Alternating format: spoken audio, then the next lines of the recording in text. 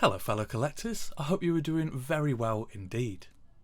If you've watched my channel before, you might have heard me mention Curzon, as last year I made a video about them saying how they restored my faith in going to the cinema after I'd had kind of a string of bad experiences at the more mainstream chains.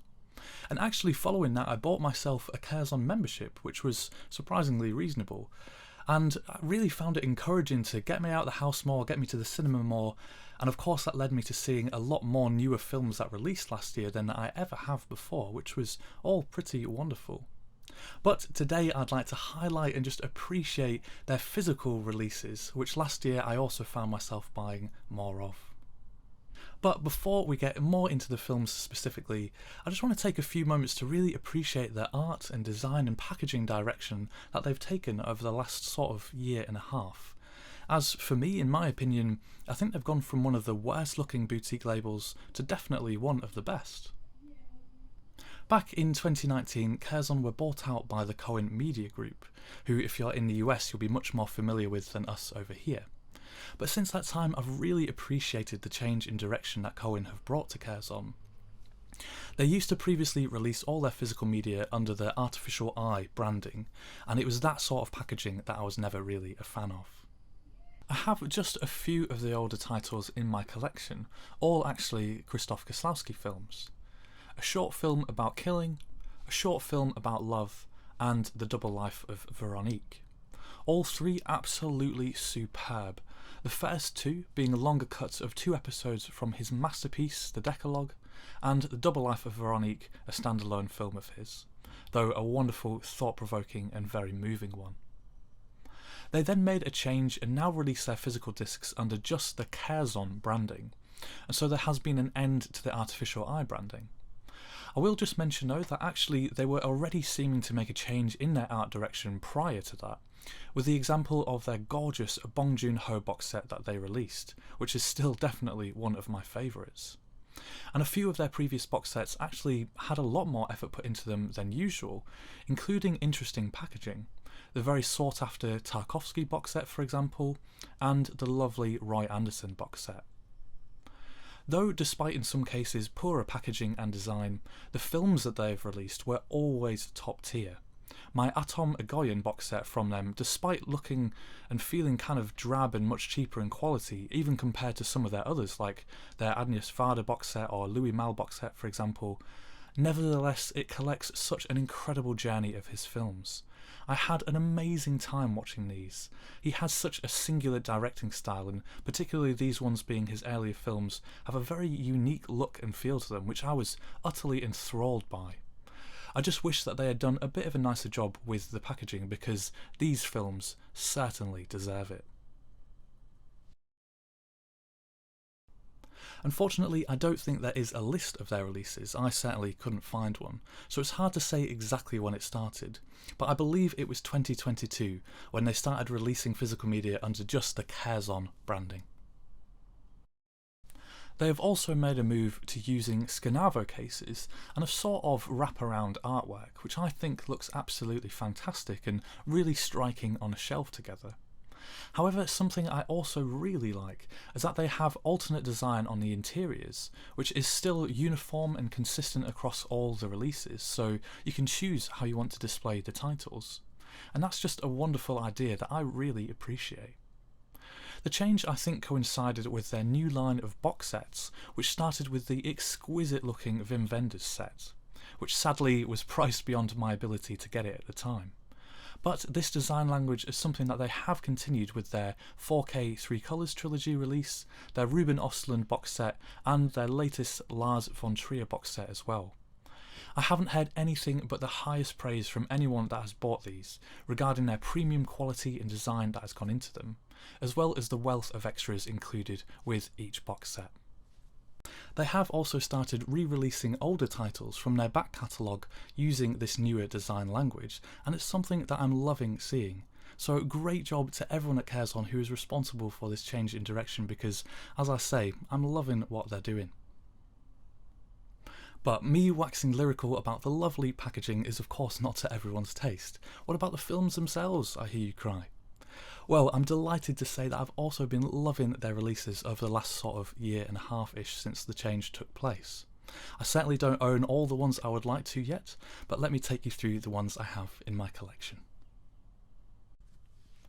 First up is Cold War, and this one is actually an updated release from their older artificial eye release of it, so you can see the difference in design.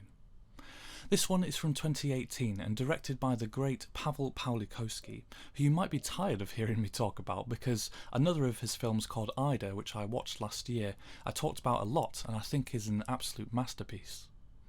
Cold War didn't quite have the same emotional effect on me, but it was still a superb film about a romantic relationship set over many years. One which is battered and bruised by their own personal struggles and difficulties, but I think most importantly by the political turmoil and oppression that Europe was under during the Cold War, which of course informs so much of the pain and relational bitterness. It's a film that can be a frustrating and tough watch at times, but made excellently, and it also looks astonishingly beautiful, using the same cinematographers as Pawlikowski used in Ida. Next is Compartment number 6, a film I've talked about previously in a Best of the Month video, as it is right up there in my top 5 first time watches of last year. It's from 2021 and directed by Juho Kuosmanen, and starring Saidi Haller and Yuri Borisov. This one is a contemplative film, all about unlikely connection during a long train trip across Russia up into the Arctic Circle. One where proximity brings together two very different people, who being forced to share a tiny sleeper compartment together, slowly begin to open up to one another and to connect over the course of this long journey. I think it's a film that shows us how quickly we can judge people's outer shells and how that can put us off, but also then how easily and surprisingly quickly we can meet perhaps the more real them. There is a wonderful slow building of chemistry between the characters that captures you as you watch. It features a superb performance in particular by Saidi Haller, and overall this is just such an incredible film that really moved me. Then we have the 4K release of The Double Life of Veronique, a film from 1991 and, as I mentioned earlier, directed by the incredible Krzysztof Kieślowski, and starring Irene Jacob, who is also in Kieślowski's Three Colours Red. I'm not too sure what I can add to the conversation around this film. It's absolutely brilliant, as you would expect. It's a film with a metaphysical quality to it, about the lives of two young women that look identical but have no seeming relation, one French and the other Polish. It's a film that makes you think about our frailty, our choices in life, and what could be. There is a wonderful and mysterious romance, and it makes you think about being guided by your heart rather than sense sometimes. It's a film that defies convention, it defies explanation, and has almost a fairy tale quality to the story. But it is a beautiful and deeply human film from one of the greatest directors. Next is Funny Pages, which sadly was one that I didn't really like very much. It's from 2022 and directed by Owen Klein.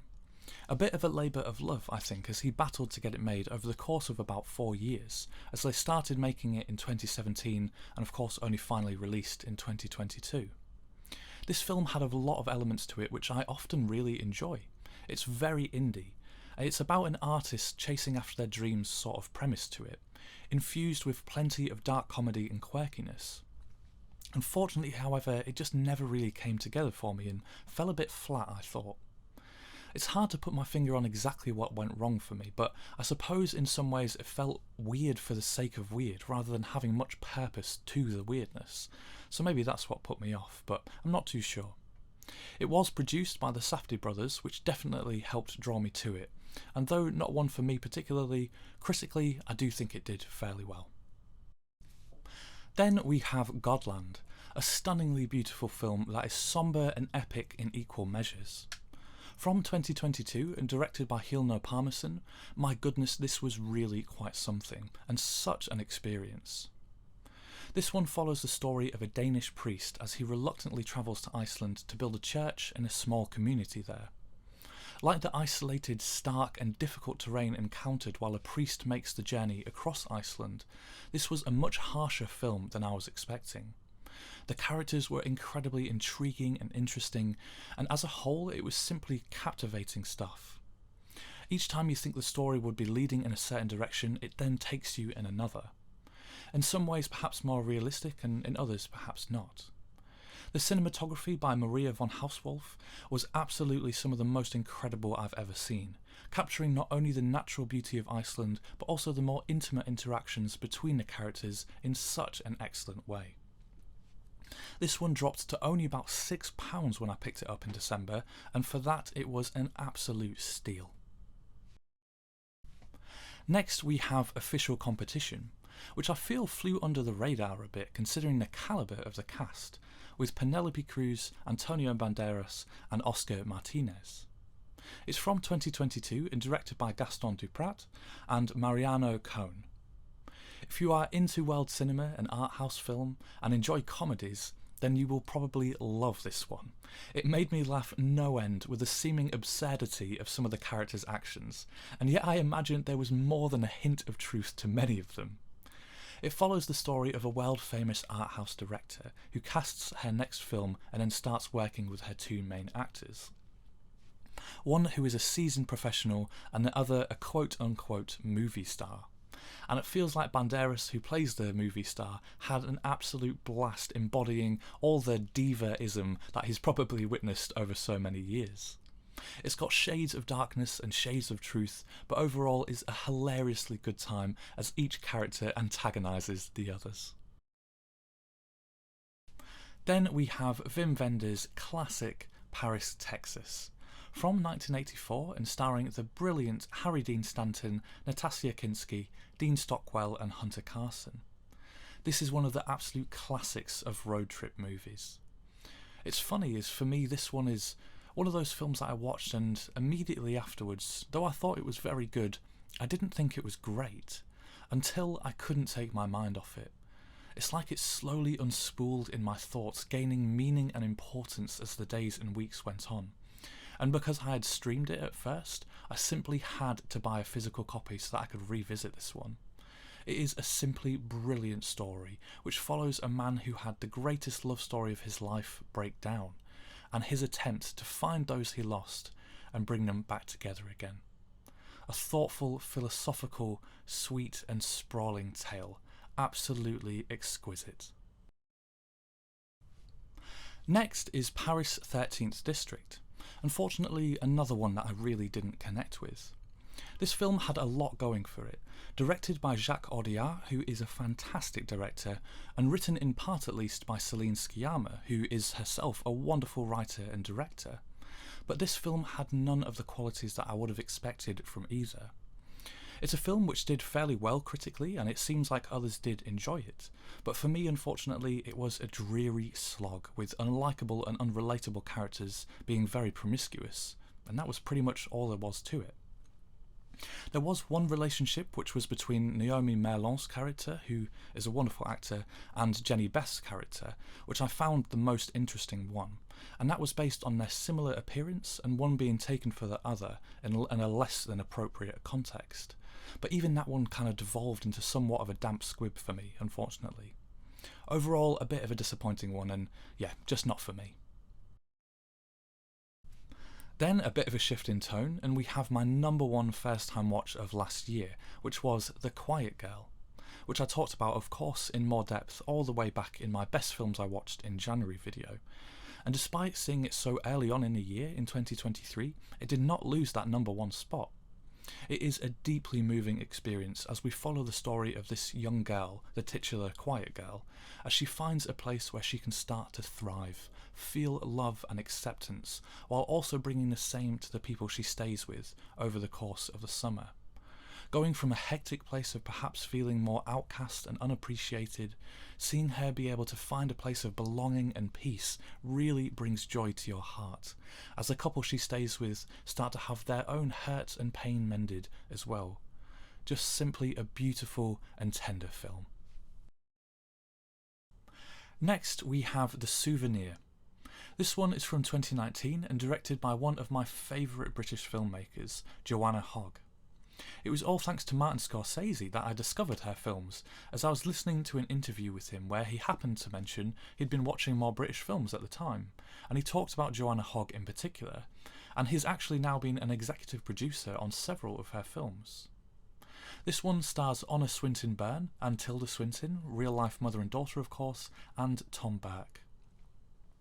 It's a slice-of-life film with more than a hint of autobiography, I believe, centred around a romantic relationship between Julie, who is a young film student, and Anthony, a man that she meets, and then their subsequent very tumultuous relationship that follows.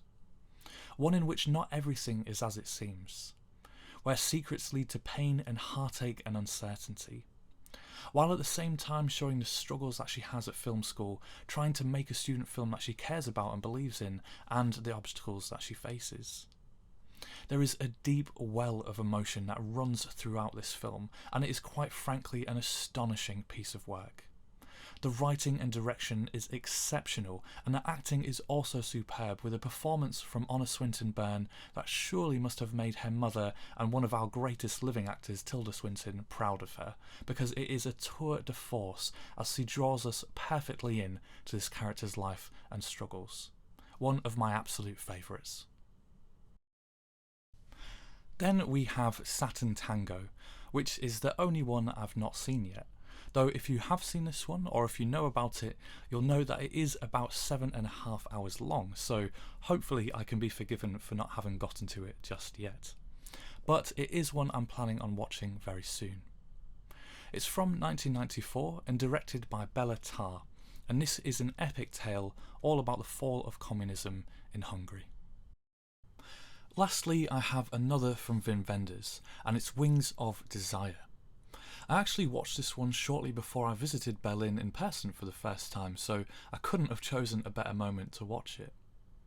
It's a film from 1987 and starring Bruno Ganz and Solveig Dom Martin, as well as Peter Falk, aka Columbo, which I was not expecting at all.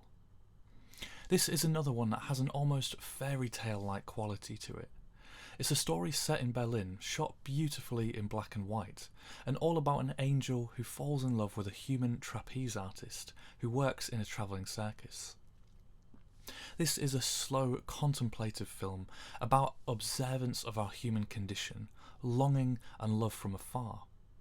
It's a film with a special kind of magic where we see two worlds overlapping with each other, but that are divided. I would assume perhaps some sort of metaphor of the Berlin Wall, which physically divided the city at the time. It's a really memorable experience, and that's how I think I would best describe this film. It's almost less a story and more an experience that is very likely to stay with you. The one thing I would like to see more of from Curzon is to increase the number of on-disc extras.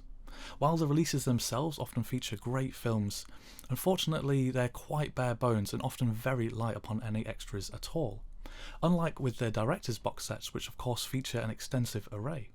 So I would love for them to include perhaps some on-disc commentaries, behind the scenes or visual essays, or if not, then at least to give us a booklet which delves more into the films.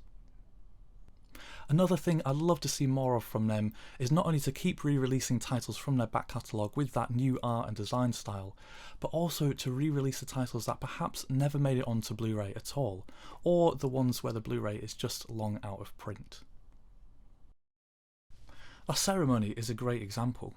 I had wanted to check this one out for a while, but I couldn't find it anywhere, not in any imprint DVD or Blu-ray. Curzon had released a Blu-ray of it all the way back in 2012, but sadly it was so long out of print it was now impossible to find. And so last year I ended up tracking down this out of print DVD edition of it, which cost a pretty penny at the time, let me tell you. And so perhaps you can thank me for Criterion announcing a new Blu-ray of it just a short while afterwards, but I guess that's how it goes sometimes, isn't it? But despite Criterion releasing this in the US, there still is no Blu-ray release of it in the UK at all. Another one would be The Piano Teacher, which honestly I don't think I've stopped thinking about since I saw it about a year and a half ago. And this is a film that propelled me into exploring everything I could find starring Isabelle Huppert. This is one that they previously released on DVD, and is also included in a Michael Haneke DVD box set.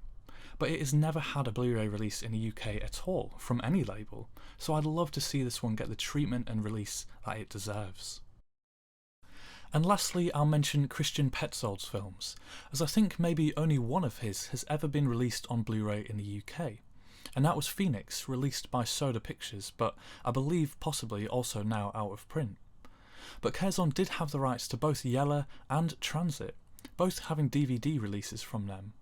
It would be amazing to see some more of his films, which are so deserving of being more widely seen, to get releases from them over here. And his recent film A Fire seems like a perfect choice for Curzon. Though only releasing last year, it still has no physical distribution in the UK. Though Janus Contemporaries, which is Criterion's new line, are releasing it over in the US. So here's hoping Curzon might pick it up to give us a release over here. Well, that brings us to the end of the video. So often when distributors make changes, it can be causes for complaint. Perhaps we don't like the changes they've made, or they've gone in a direction which doesn't interest us anymore. And so when a company does make some changes that really work for us, it's a pretty wonderful thing, and of course I've been loving the direction that Curzon have been taking with their physical media. If they get just a bit better with their extras, I don't think it would be too long before they became my favourite boutique distributor.